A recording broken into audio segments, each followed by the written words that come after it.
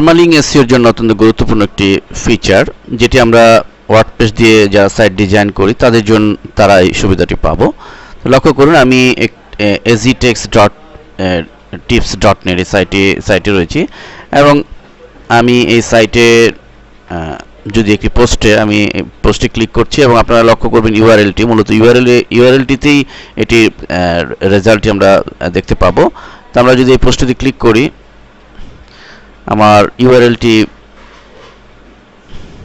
লক্ষ্য করুন, ইউআরএলটি ঠিক এভাবে চলে এসছে, অর্থাৎ যে পোস্টটি দিয়েছি 20 free photo gallery WordPress theme, এবং আমরা ইউআরএল কিন্তু এরকম দেখতে পাচ্ছি।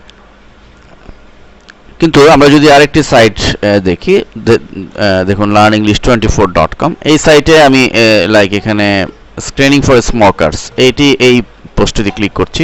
আপনারা ইউআরএলটি লক্ষ্য করবেন, আমরা দেখতে পাচ্ছি যে এখানে কিন্তু ইউআরএলটি একটু ভিন্নভাবে এসছে। এখানে p=35, এখানে কিন্তু আমার এই টাইটেল যেটি দিয়েছিলাম, যে কিওয়ার্ডটি দিয়েছিলাম, সেটি কিন্তু ইউআরএল এখানে শো করছে না। কিন্তু আমরা ইজি টেক্সে আমরা পোস্টের ভিতরে ঢোকার পরে কিন্তু এটি ভিন্নভাবে এসছে, এবং আপনারা লক্ষ্য করে দেখবেন যে অধিকাংশ ব্লগিং সাইটগুলো যেগুলো হাই পিআর সাইট, সেগুলোর ইউআরএল কোনো পোস্টে ঢুকলে কিন্তু ইউআরএলটা এভাবেই দেখা যায়। অর্থাৎ এটি পারমালিঙ্ক ডিফাইন করা, এবং এই পারমালিঙ্ক ডিফাইন করার ফলে মূলত আমরা যে কিওয়ার্ড নিয়ে বা যে টাইটেল নিয়ে কাজ করছি সেই টাইটেলটি ইউআরএল শো করবে, এবং এটা মূলত সার্চ ইঞ্জিন অপটিমাইজেশনের জন্য ইফেক্টিভ ভূমিকা রাখবে।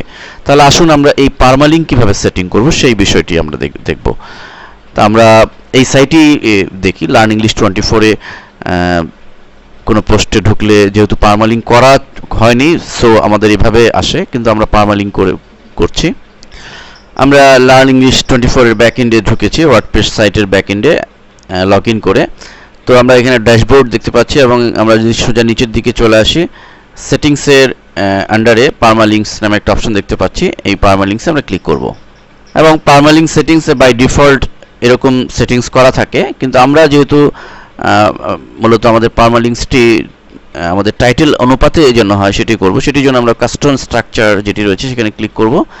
দেন আমরা নোটপ্যাড ফাইলে এখানে একটি কোড লিখেছি, দেখুন যে ঠিক এভাবে এটি আমরা এখানে লিখে দিব, একটা স্ল্যাশ, তারপরে এখানে যে পার্সেন্টেজ, পোস্ট নেম, আবার পার্সেন্টেজ এবং স্ল্যাশ।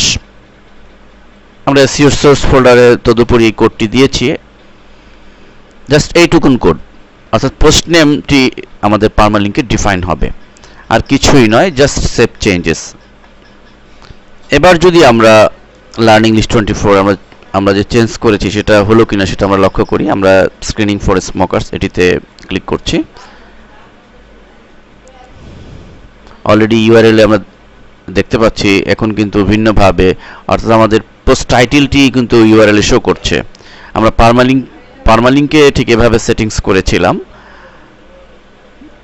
তো এটি হচ্ছে ওয়ার্ডপ্রেস সাইটে পারমালিঙ্ক ডিফাইন করার নিয়ম, এবং এটি অবশ্যই আমাদের সার্চ ইঞ্জিন অপটিমাইজেশনের জন্য গুরুত্বপূর্ণ।